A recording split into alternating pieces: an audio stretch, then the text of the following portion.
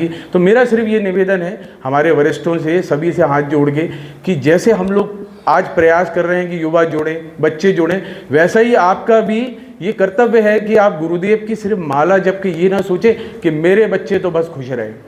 बहुत सारे ऐसे लोग हैं जो अपने बच्चों को ना तो लाते हैं ना जोड़ते हैं, बस वो तो ये कहते हैं हम जुड़े हैं और हम पूरी तपस्या कर रहे हैं, तो उसका जो फल है वो हमारे बच्चों को मिलेगा। हमारे बच्चे तो सेटल है पूरा मुंबई में और लंदन अमेरिका में, और वो अपना जो उनकी मर्जी से वो काम कर रहे हैं। अब हम आपका गुरुदेव का काम कर रहे हैं और हम भी क्या कर रहे हैं, हम भी अपनी नौकरी तो कर रहे हैं साइड में और माला जप रहे हैं, और हम प्रयास ये कर रहे हैं। अब आप सोचो गुरुदेव पे क्या असर पड़ता होगा इसका। आप थोड़ा सा उनकी पीड़ा को अगर अंदाज़ा लगाओ, आप भगवान या गुरुदेव या जिसको आप मानते हो, आप उनसे मांगते जा रहे हो लगातार। दे क्या रहे हो? दे कुछ नहीं रहे हो, क्योंकि आप इधर से भी ले रहे हो, भौतिकता में भी और आध्यात्मिकता में भी आप मांग रहे हो गुरुदेव से। हे गुरुदेव, मेरे बच्चे की नौकरी का ध्यान रखना, मेरी खुद की नौकरी का ध्यान रखना, मेरा ट्रांसफ़र सही जगह करा देना, मुझे इतने पैसे दे देना कि एक छत और ऊपर बनवा लूँ, 2 मकान है तो तीसरा कर लूँ, 2 व्हीलर है तो 4 ले आऊँ, 4 है तो एक और ले आऊँ। तो लगातार हम उनसे मांग रहे हैं और हम ये नहीं सोच रहे बिना पात्रता के लिए वो हमें देंगे कैसे। अगर हम थोड़ा भी सोचें तो हम जिस गुरुदेव की बात कर रहे हैं, जिन परम पूज्य गुरुदेव की बात कर रहे हैं, वो स्वयं महाकाल है। महाकाल क्या करेगा? हमारे माता पिता अगर हम मांगते जाते हैं, हमें तो अकल है नहीं, हम तो मूर्ख हैं, हम क्या करते हैं, हम उनसे मांगते हैं, हमें पापा ये चाहिए, हमें तो लैपटॉप चाहिए, हमें तो वो फलाना गाड़ी चाहिए जो 2 लाख की आती है। बेचारे वो अगर हमारे माता पिता हैं तो क्या करते हैं, कलेजा चीर के, वो फाड़ के और कहीं से अरेंज करके हमें देते हैं। जहाँ से भी इंतजाम होता है वो किसी तरीके से प्रयास करके वो हमें सब चीज़ें दे देते हैं। पर उनकी आप पीड़ा समझो, उनकी क्या हालत होती होगी। क्या वो जीवन भर आपको ऐसी दे पाएंगे? उनकी उम्मीद क्या होती, चलो बेटा तुमने एक गाड़ी मांगी हम एक दे देते हैं, तुमने अगर थोड़े पैसे मांगे तो हम दे देते हैं। अब तो मेहनत करो, अब तो जाके कोई अच्छी नौकरी प्राप्त करो कि तुम समाज को दो, हमें वापस दो, जिससे कि हम बाकी का भला कर सके। और भी बच्चे हैं, अब इन गुरुदेव के तो कितने बच्चे हैं, अरबों में, कितने लोगों की पीड़ा सुनते होंगे। तो क्या हम यही करते रहेंगे? क्या हम बस उनसे मांगते रहेंगे और अपने बच्चों को आगे लाते रहेंगे? अब इसका कर देना गुरुदेव, अब इसका कर देना, मेरा भी कर देना, थोड़ा इसका कर देना। और देना क्या है? गुरुदेव 3 थी, अब 10 माला कर रहे हैं। क्या माला से हो जाएगा पूरा? क्या बाकी जो बचे हुए लोग हैं जो बाहर ऐसे ही घूम रहे हैं, जिनके अंदर संस्कार नहीं है, जिनके अंदर विचार नहीं, क्या हम उनसे बच जाएंगे? एक दिन हम बाहर निकलेंगे, मान लो चलो एक बार गुरुदेव ने आपके किसी बच्चे को किसी पीड़ा से, किसी ट्रेन में कोई डाकू बैठा था उससे बचा लिया, कितनी बार बचाएंगे? क्या उसकी जिम्मेदारी नहीं है उस बच्चे की, वो अपनी पात्रता बढ़ाए और इस लायक बने कि उस ट्रेन को, उस आजू बाजू के माहौल को ऐसा कर दे कि वहाँ कोई डाकू पैदा ना हो? क्या ये वरिष्ठों की जिम्मेदारी नहीं है? तो सबसे सिर्फ यही निवेदन है कि जब तक हम सब बढ़ के मेहनत करके, 3 सिंपल से स्टेप हैं हम लोग जो करते हैं। आपको बाहर जाना है, जो वरिष्ठ हैं उनसे निवेदन है कि आपके बच्चों को सबसे पहले लेके आओ, कैसे भी लेके आओ, नहीं तो वो बचने नहीं वाले। मैं पहले ही कह दे रहा हूँ कि महाकाल स्वयं बैठे हुए हैं और उनके ही संरक्षण में हम हैं। चलो हम कुछ दिन तो बच जाएंगे, लेकिन एक दिन ऐसा आएगा जब वो भी पीड़ा में इतने ग्रसित हो जाएंगे कि वो कहेंगे बस अब प्रलय हो जाने दो। और प्रलय के बाद वही बचेगा जो उनसे जुड़ा होगा, जो उनको कुछ दे रहा होगा, क्योंकि उसी बच्चे को माता पिता बचाते हैं ना।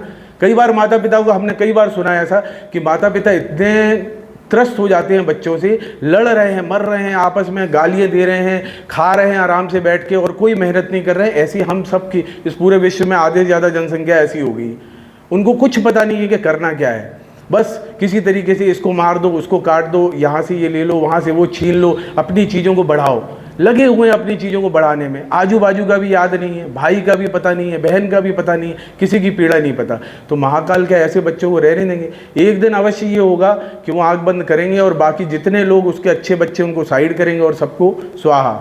क्योंकि ऐसी स्थिति स्वयं महाकाल ने कई बार की। प्रलय हमने पढ़ा ना, सिर्फ यही संदेश है कि प्रलय कब आता है, जब इतनी ज़्यादा गंदगी इस पूरे ब्रह्मांड में फैल जाती है कि उन्हें बंद करना पड़ता है। तो अभी हमारे परम पूज्य गुरुदेव ने ऐसा लेकिन नहीं बोला, उन्होंने तो मानवता में ये बोला कि हाँ नया युग आएगा। पर आएगा कैसे? जब हम सब आगे बढ़ेंगे, अपने आजू बाजू वाले लोगों को उत्साह बढ़ाएंगे, उनको अच्छा करेंगे, उनको जोड़ने का प्रयत्न करेंगे। तो आप सभी से निवेदन है कि पहला काम अपने बच्चों को लाए। दूसरा काम, जो भी आपका बच्चा नहीं आ रहा कोई बात नहीं, आप उसको प्रयास करते रहो, पर ऐसा नहीं सिर्फ अपने बच्चे को लाना है, आजू बाजू जितने अच्छे बच्चे दिख रहे हैं, जिनके अंदर थोड़ा सा भी आपको दिख रहा है। गुरुदेव ने एक बहुत अच्छी किताब में एक बहुत अच्छी बात लिखी है कि हमें अब जाके अगर नया युग लाना है तो विभूतियों को ढूंढना पड़ेगा। विभूति कौन? विभूतियाँ वो जिनके अंदर कोई ना कोई विशेष गुण हो।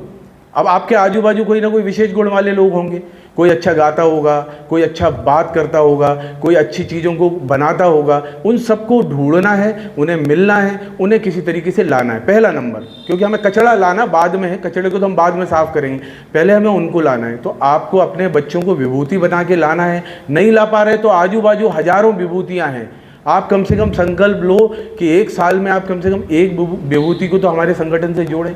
दूसरा काम ये करना है कि विभूतियाँ लेके ढूंढ के और किसी तरीके से हमें जोड़ना है। तीसरा काम, जो विभूति नहीं है उनको बनाना है।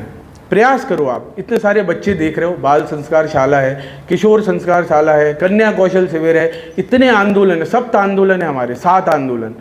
शिक्षा का, साधना का सबसे पहला आंदोलन, उसके बाद शिक्षा का ही आंदोलन है। गुरुदेव ने दिया, वो क्यों दिया?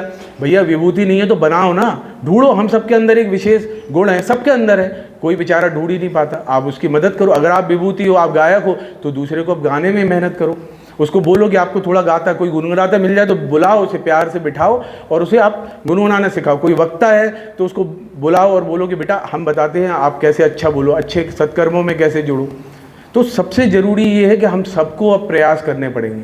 तो जो अच्छे भाई बहन हमारे पुस्तकालय के अंदर है, उनसे भी निवेदन है कि आपको कोई भी अच्छा भाई बहन बाहर दिखे तो आप उसको प्रेरणा दो कि यहाँ आके जुड़े, हम सब लोगों से जुड़े। आपको सबको अच्छा लगता है कि नहीं लगता यहाँ? और सबको हम लोग, अगर आपके अंदर जा रहा है तो उसके प्रयास आप बाहर करना शुरू कर दें आप। क्योंकि दूसरा साल हमारा इस लाइब्रेरी का संपन्न हुआ, पुस्तकालय का, आप सबके सहयोग से। तो कहीं ना कहीं अब सब आपका कर्तव्य क्या बनता है? साल भर आप आराम से यहाँ बैठ के पढ़ रहे हैं, इतना बढ़िया आपने आध्यात्मिक चिंतन और आध्यात्मिक वातावरण का लाभ लिया, अंदर आपके अब प्रेरणा जगी होगी, बहुत सारे लोगों के विचार बदले होंगे। आप ये नहीं सोच सकते कि सीधा आप महापुरुष बन जाओ, लेकिन धीरे धीरे करके आपके अंदर विचारों का परिवर्तन आना शुरू हो गया होगा। कहीं ना कहीं आपको कुछ चीज़ों का संरक्षण मिलना शुरू हो गया होगा। बाहर आप जाते हो ना जैसे, तो अन्य जो बाहर बच्चे हैं उसके मुकाबले आप लोगों को बहुत सारी चीज़ें अच्छी मिलने लग गई होंगी। अभी आपको उसका अवलोकन करने का बुद्धि अभी उतना सामर्थ्य हो सकता नहीं हो, या किसी को हो तो उसको पता चल गया हो कि जैसे हम पहले कोई प्रयास कर रहे थे, आज हम जाते हैं तो वो जल्दी हो जाता है, वो जल्दी से चीज़ें हमें मिल रही हैं। हमारे माता पिता, कई लोग तो हमारे यहाँ से सिलेक्ट हुए, तो कैसे हुए? उन्होंने खुद बोला कि भैया हमें तो लग नहीं रहा था कि हम जीवन में कभी कोई अच्छे कार्य कर पाएंगे, यहाँ आए तो हमें सिलेक्शन के बारे में पता चला, फिर हमने उसमें प्रयास किया तो हम सिलेक्ट हो गए। तो आप लोगों के लिए इतना बढ़िया अवसर है, लेकिन देना पड़ेगा। अवसर सब ढूंढते हैं, पाना सब चाहते हैं, लेकिन देना कोई नहीं चाहता। इसकी वजह से हम ये इतने से लोग आज नित्य, मतलब जो रविवार स्वाध्याय लगातार चलता आ रहा है, हम इतने से लोग बैठे हैं। अब खैर उसको हमें धीरे धीरे करके प्रयास तो करना पड़ेगा। हमेशा एक प्रयास आप करिए कि कोई भी बाहर अच्छा दिखे तो पहले उसको लाइए, और अगर कोई अच्छा नहीं है तो उसको अच्छा बनाइए। तो ये सारी चीज़ें गुरुदेव की जो पीड़ा थी वो आज ऐसा लगा कि सब आप लोगों के साथ रखें। हमें तो लगी बात नहीं, अब अपने चैनल से अपन उसको प्रयास करेंगे उन तक पहुंचाने का, पर यहाँ जो लोग हैं कम से कम वो प्रयास अब करें और संकल्प लेंगे कम से कम 2 से 3 बच्चे, जो बच्चे हैं वो अपने साथी लेके आएँ, जो वरिष्ठ हैं वो, और अपने आजू बाजू अपने बच्चों को अगर बना लिया तो वरिष्ठ अपने आजू बाजू और बच्चों को ढूंढें। भाई अपना बच्चा बन गया, अपना घर अच्छा हो गया, तो अब आजू बाजू हमारे आदरणीय नेमा जी हैं, वो तो लगातार गांव में और सब जगह प्रयास करते रहते हैं, दीदी भी लगातार यज्ञ करती रहती हैं। तो ऐसे जो परिजन हैं इनसे हमें थोड़ी सी प्रेरणा लेके बाकी सब लोगों को भी जोड़ना चाहिए उन चीज़ों से। तो बस यही निवेदन है, और इसी के साथ मैं अपनी वाणी को विराम देता हूँ। धन्यवाद।